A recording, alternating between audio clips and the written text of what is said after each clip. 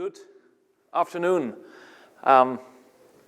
Interesting to speak always at a conference which originates very much out of a world of experience manager, content, and everything related to it, and then transforming to digital experience. And what I'm going to talk about is really the frontier of where we're going at Adobe.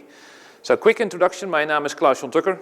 I work for Adobe Systems. I'm a product manager on the Cloud Platform initiative for Experience Cloud. So welcome and thank you for joining my session. First, a little bit show of hands to determine whether I'm in the right room or you're in the right room. No, just kidding, you're always welcome. Who of you is working with Adobe solutions? Yeah, okay. Who of you is working with solutions in Experience Cloud? Yep. Who of you is working with Adobe Analytics? Adobe Audience Manager, Adobe Campaign, Ad Cloud. Yep. So you know about these challenges that we are talking about. How do we reach the customer with one voice? How do we deal with, let's say, the future? How do we deal with bringing in customer PII data and basically building one view of a customer? Well, those are the topics that I want to talk to you about today. It's a massive project inside of Adobe that we're working on. Especially the data side, the data services, is being worked on by over 200 engineers and product managers. We've spoken about it at Summit. I want to go one step further and basically show some of these components in action as well. At Summit, we showed a slide that contained this terminology, Experience System of Record. If I talk to people about Adobe Cloud Platform, they say, oh, wait, how is that different from what Google is doing with their cloud platform, what Amazon is doing with theirs, what Microsoft is doing? And actually, everything is in the cloud. Every company is becoming a platform company. So how do we differentiate ourselves? So instead of talking in vague terms, let's rotate the picture for a moment and talk about what it does. And I would ask you and say, hey, where is customer data stored? What system do you use to understand a customer? You would say, oh, easy. CRM, that's where my customer relationship management is. Like, good, that's a system of record for customer relations. If I would ask you, what is the system that you use to plan your enterprise and your operations? You would say, oh, that's easy, that's my ERP system. If I now would ask you and say, what system would you be using to deliver and orchestrate digital experiences? And then, it's a combination of things. We use this product and this product and this product. So think about the whole Experience Cloud, including, let's say, the platform initiatives, as the experience system of record, where we are storing information related to delivering a good customer experience, delivering a good digital experience. And that consists out of data. As consumers, we generate tons of data, we show intent, we browse websites, we use our phones, we walk past beacons, all kind of intent that we're showing. But at the same time, we also react to content. We all know the emails, the text messages, the posters, the narrowcasts, the videos that we get shown at gas stations and all these interaction points. That's where the content comes from. But how am I now going to make sure that the right offer is going to be delivered to the right individual? And that's actually combining findings out of the world of data with what's happening in the world of content. And at Adobe, we speak about this as the unified profile, the central 360-degree view of a customer of a consumer that our customer can build and work on. And that is simply saying the experience system of record. So the cloud platform in its own should be seen in the context of what we do at Adobe. It really should be seen as a foundation for our other solutions, whether it's Creative Cloud, whether it's Document Cloud, but also whether it's Experience Cloud. And there are these two, what you can call infinity loops. One around the data side, one around the content side. In this session, I want to take you with you to the left side of this loop, which is talking about data and the unified profile. So talking about cloud platform, probably you've seen this picture, but it's the layer cake about the components that you see coming back. And it takes other terminologies that you see at this conference and puts them basically in perspective. First of all, what we build is nowadays on a cloud foundation. Every company is moving to the cloud with its infrastructure. Infrastructure basically becomes a commodity, and we're orchestrating, like everyone, cloud services together. Then on top of that, at Adobe, we have two primitives, content and data. And if I look at the data side specifically, we need to provide customers a way to bring data to the platform, to understand the single view of the data as it relates to consumer, which we call profile. But by bringing data in a central place, you're opening yourself up for challenges as well. Who has access to the data?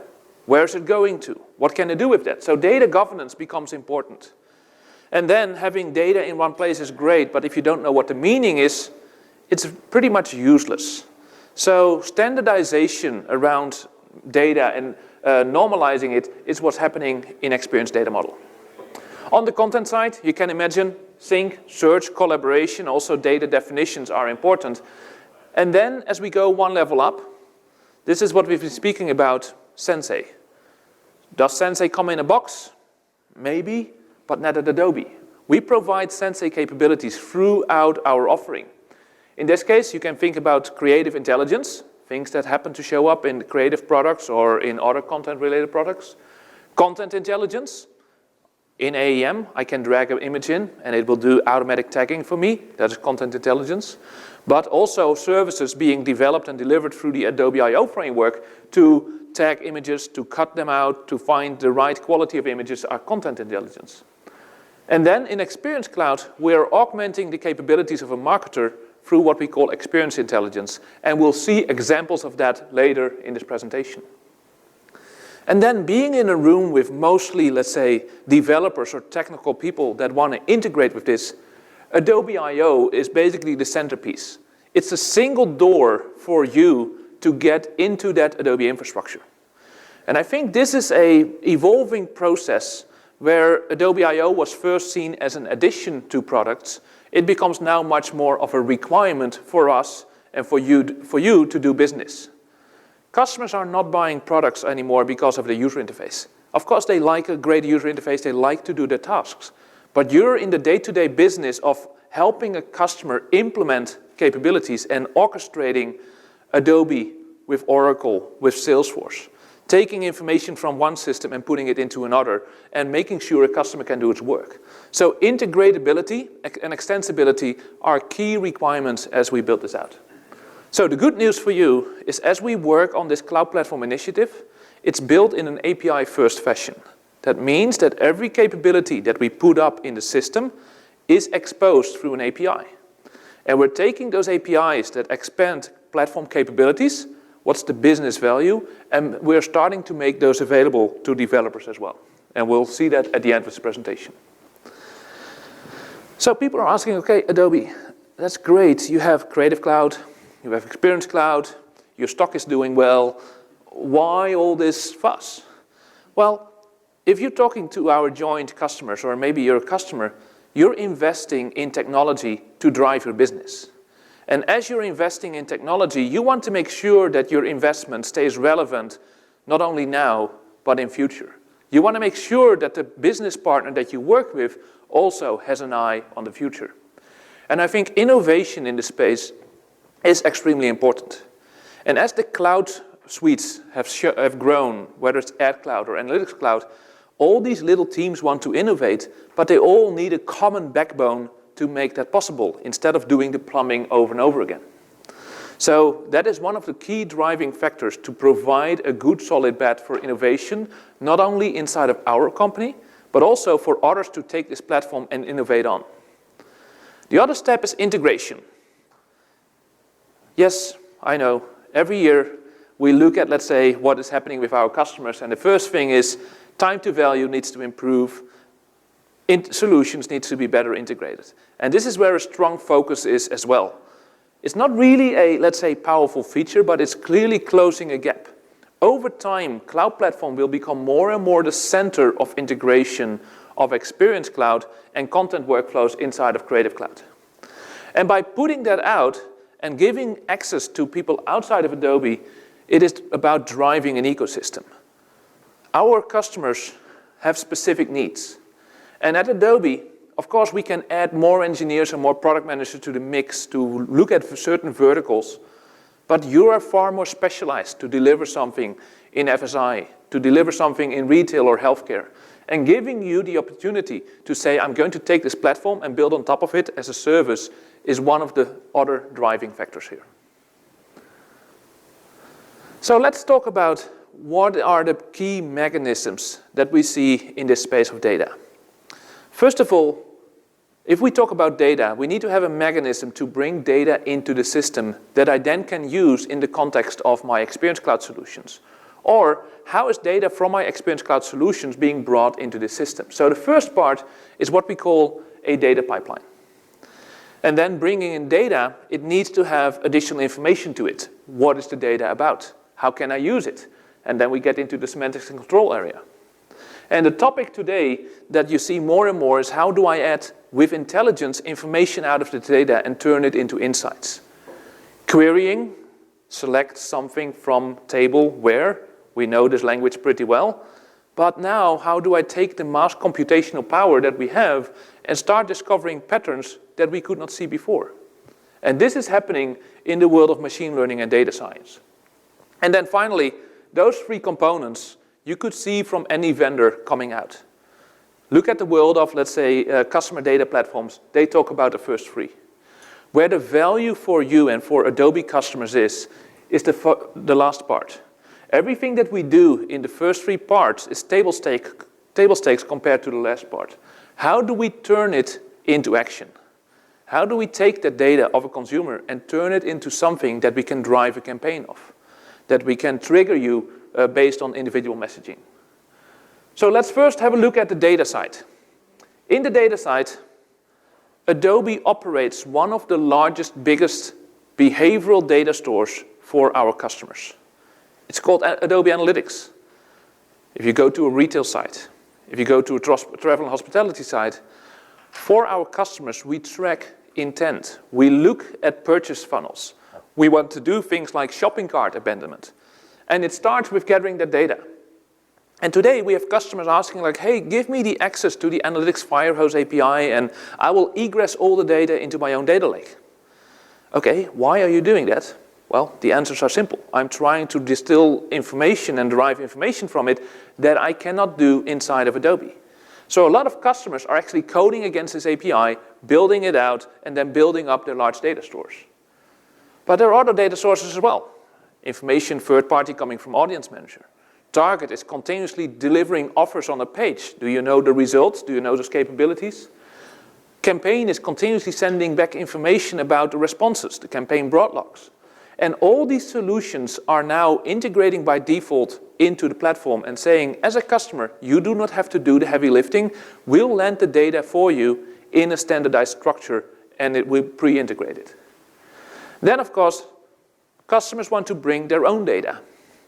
A well-known use case, if I look at travel and hospitality, you visit the website, you look at properties, and parallel, I send you a coupon to basically redeem on your next reservation. As a marketer, I want to know what's the time between, let's say, sending the coupon and being it redeemed and who redeemed it. So I have to combine my data from the web with data that I have in my first-party database. Today, within the Adobe ecosystem, there's not really a good way to do it, so people do it outside of the ecosystem. Now, using data integrations partners like Unify, TMM Data, SnapLogic, Informatica, you can start to bring your first-party data into the platform to start analyzing across these capabilities.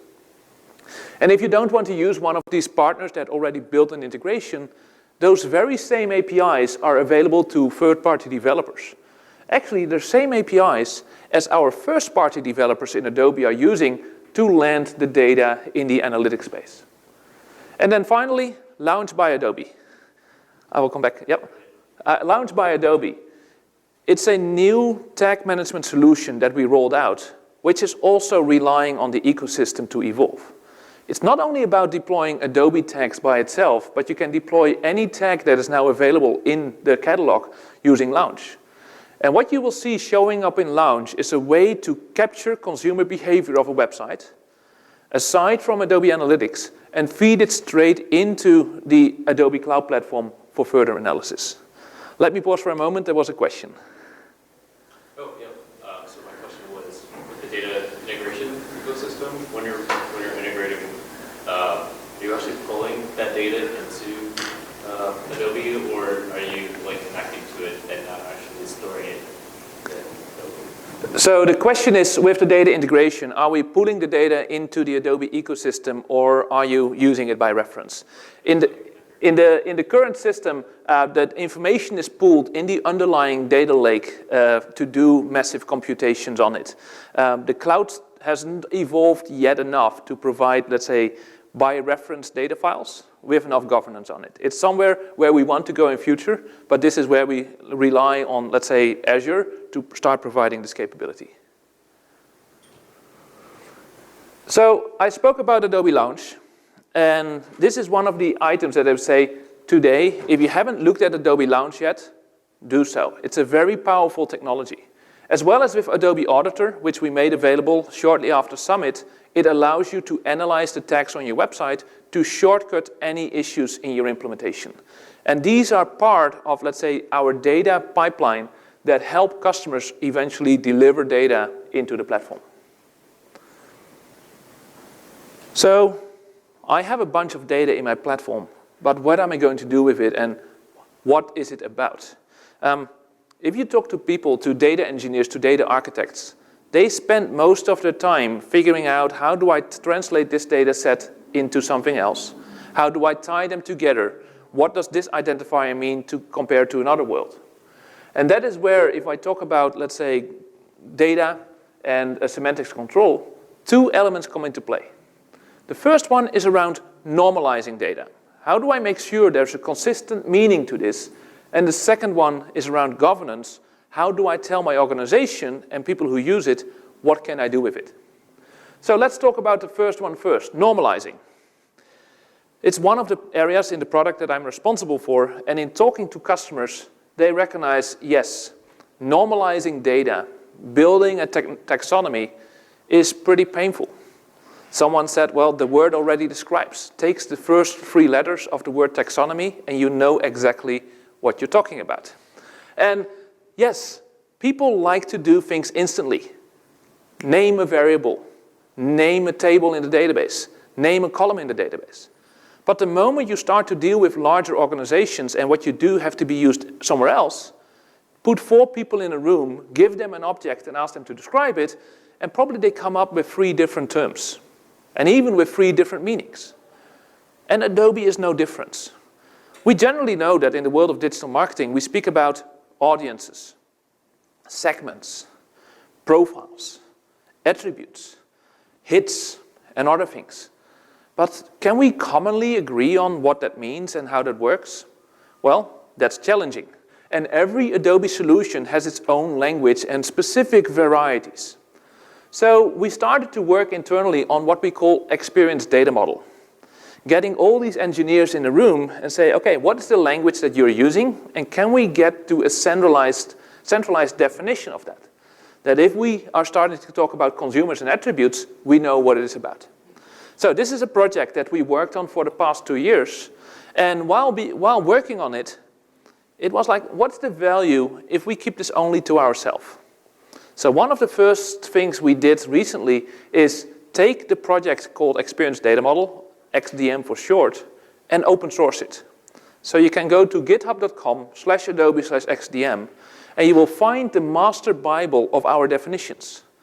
You will also see a whole discussion between engineers whether a property should be named this way or that way, or what the right way is to represent identities, or what the right way is to represent segment membership. But this is very fundamental to what we do in Experience Cloud.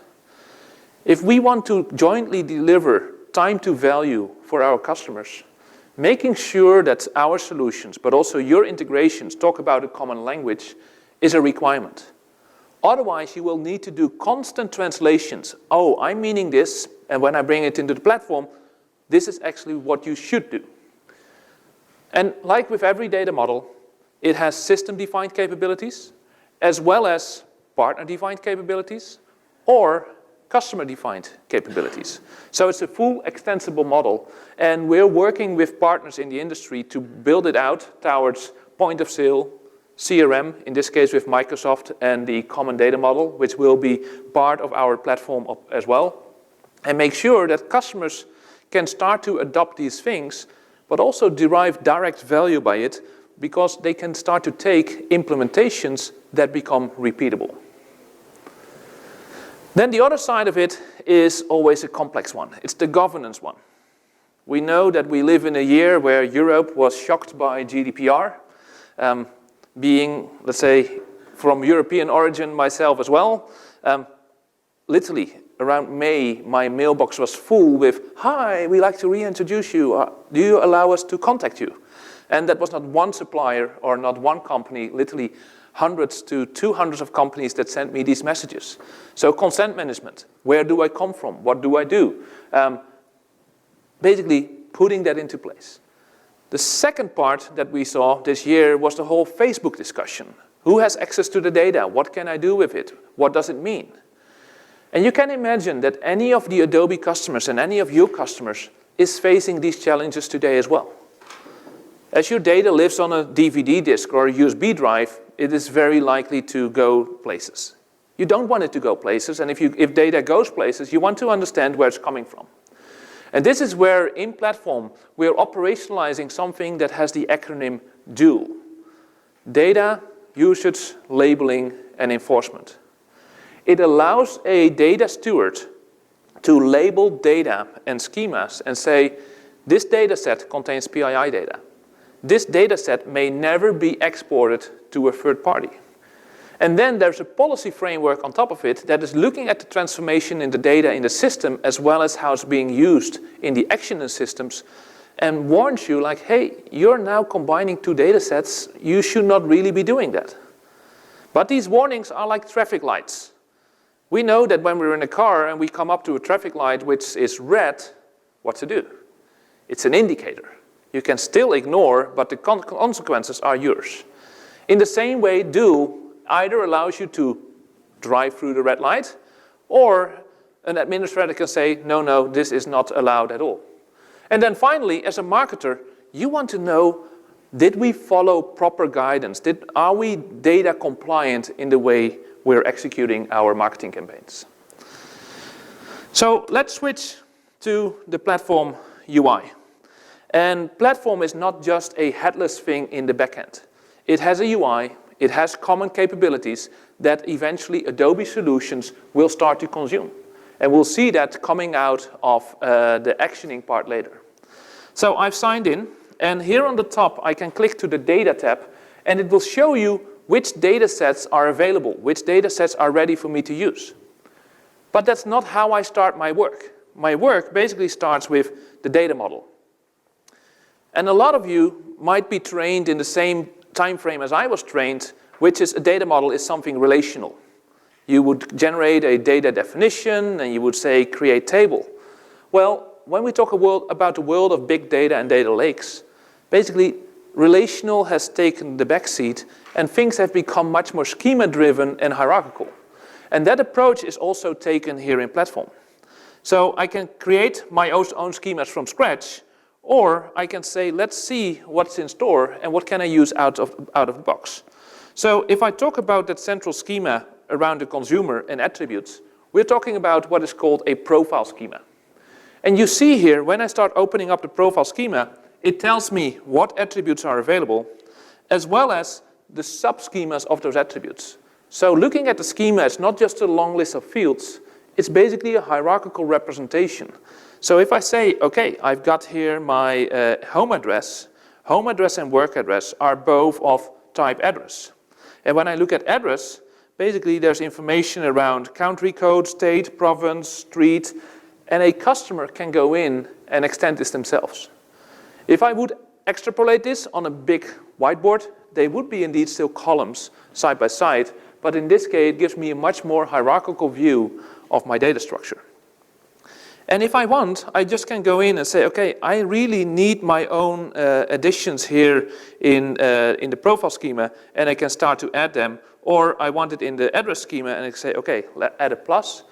And what we do under the hood is make sure that these fields are properly scoped. That means that in future, this data has to be combined with another set of data. First of all, you will tell that the field is actually a city field, instead of saying, oh, it's something with the string called city, and then the type is string. Because if you call it city, and I call it something else, but I mean a city, there's no way that I can correlate those data later. So it's not only a schema definition, but there's also a strong type definition under the hood that if data needs to be combined across multiple organizations, we provide those capabilities and you don't have to rethink them. So the schema-based workflows is the foundation of what we do in a platform.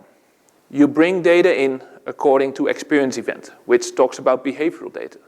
You bring consumer attributes in according to profile. And yes, that requires a little bit of thinking and a little bit of mapping. Instead of saying, okay, just put into the system whatever you like, and then we'll see from there and we'll start from there. So once the schema is in place, I can start to work with my data sets. And my data sets are basically a set of batches that are brought in over time. First of all, when I look at CRM profiles, I can look at the schema, and I'm hitting a bug, no worries. And I can go back in time and say what data has been loaded into this system in between March 1st. Okay, not anymore. Should have shown me March 1st. So in between a certain date and another date. So instead of saying, okay, my Excel file is a data set, it's basically the data set is a series of, let's say, ingestions over time that have the same representation. And as a data engineer or data steward, I can now go in and set those labels. So here on CRM profiles, I've given it what is called a C2 label. And the C2 label tells me that this data cannot be exported to a third party. So the moment a third party would start to access this data, the system would say, ho, stop, don't do it. At the same time, I need to start to understand what contains PII or other identities. And that is where you see here in the identity field, there is a I1 identification, which means that the identities field contains direct identifiable data that can identify or contact a person.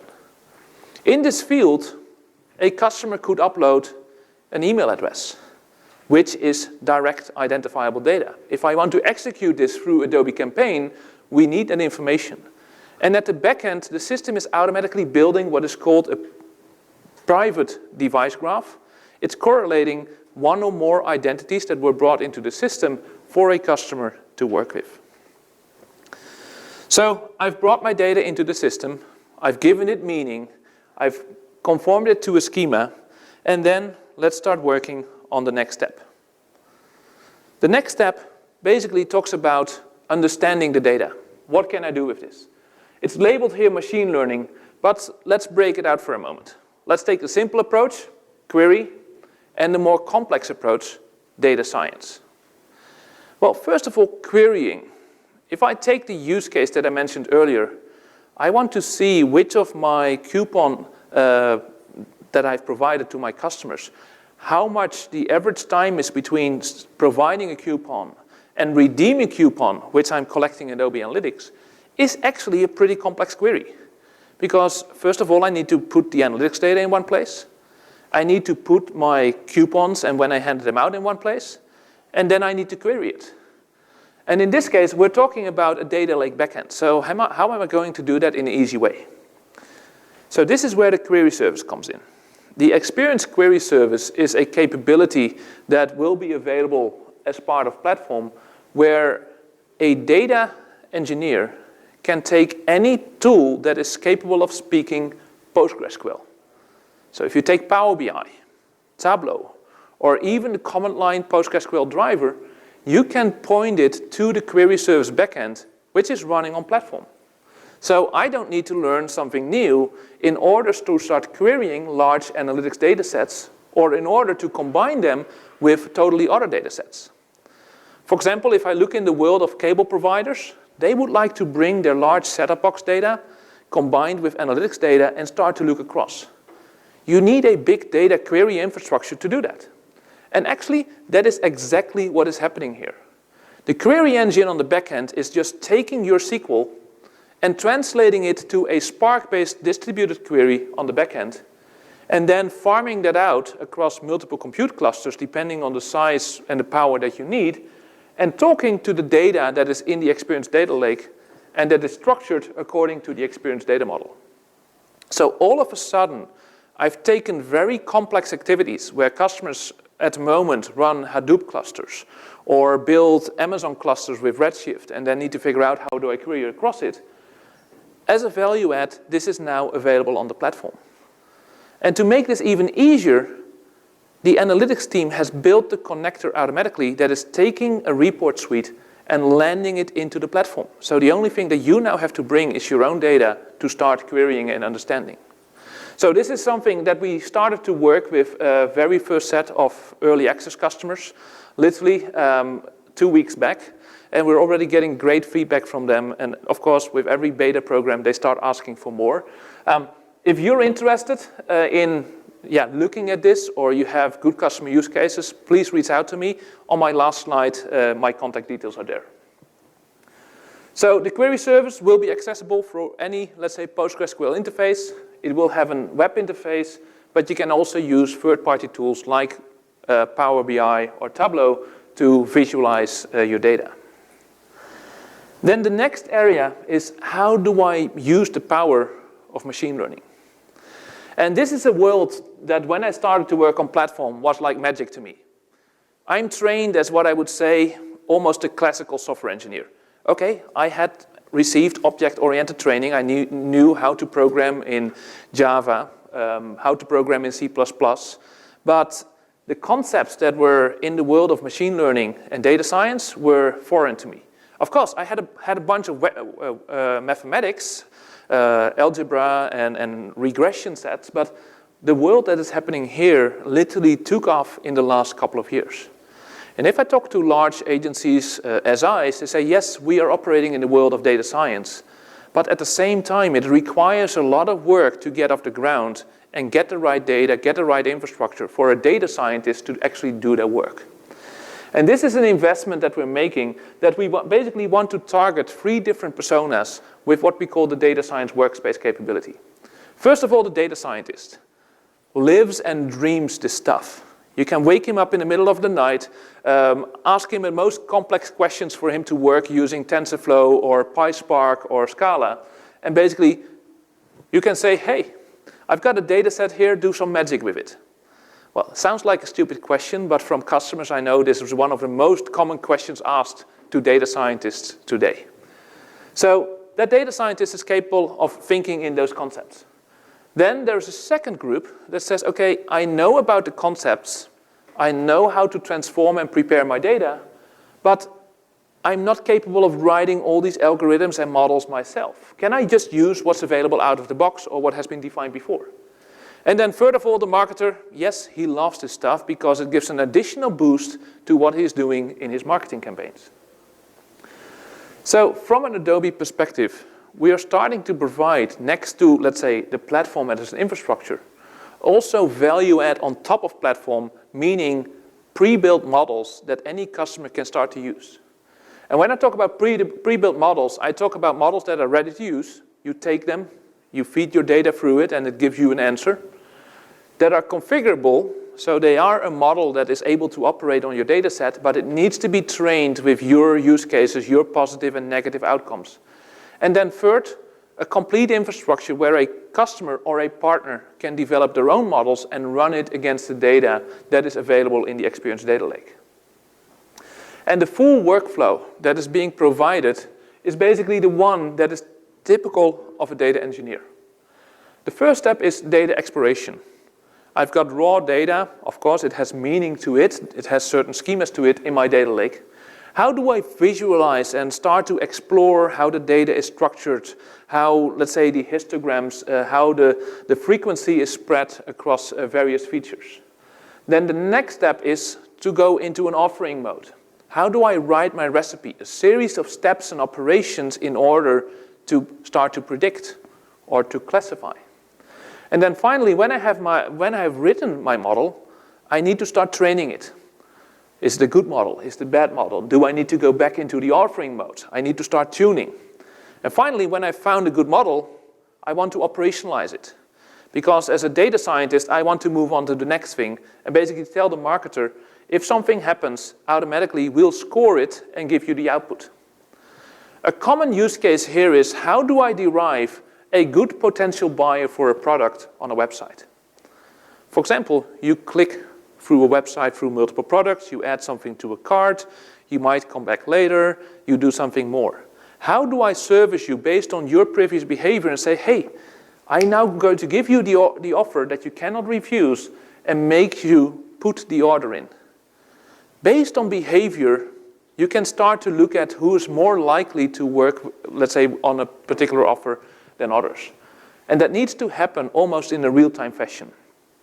So let's look quickly at the data science workspace environment. So when I go here into the data science workspace environment, we are not planning to reinvent the wheel. If you would ask data scientists, there are tools and technologies available today. We take those tools and technologies and make them available, integrated with the platform. So a number of things you will see here. Predefined recipes, models that a customer can take, customize, and execute, or the ability to explore and develop your own. And by no means I'm a data scientist.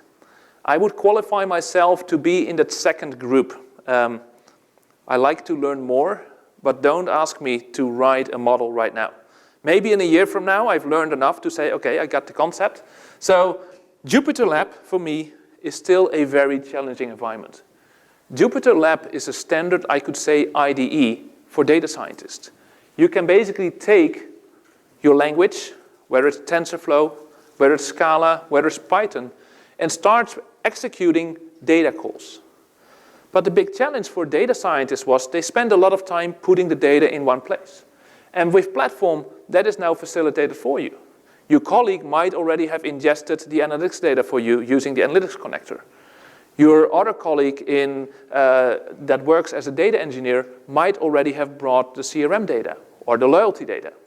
And in this case, on the left, I can go to the Data tab, and what is happening is it's looking into the data catalog that is available in Platform right away. So I can access my product data, can access my account data, and in this case, the right doesn't match the left. We're working on that. I can start to write my data science explorations, including known functions as visualizations, distributions, and in order to explore. We also provide a contract, you could say an SDK, in which you can start to build your own model and either upload it as a Docker image or have it pulled from an Artifactory site to operationalize it. In this case, I'm going to show you how we're actually using pre-built models. So I'm opening up a product purchase prediction. And I think this is an important area for customers to understand, that next to building product, we're building value add on top of it. We have a huge number of employees that are looking at this world, and you could qualify this as the world of Sensei. How do we take our collective knowledge inside of Adobe around attribution, propensity, churn, journey analysis, and build that into machine learning models that customers can adopt right away? What you see here is a simple example. It's a product purchase prediction. And basically it's telling, if I take profile data, combine it with behavioral data expressed in experience event, and also take a product catalog, I want to be able to output and build a schema which gives the input for a product prediction algorithm. Which of the customers that I have is likely to buy another product? That is basically going to become an attribute on my consumer profile. If you're likely to buy a product, I might want to put that into a recommendation. If you're not likely to buy a product, I really don't want to advertise to you based on this, and I can save some advertising dollars.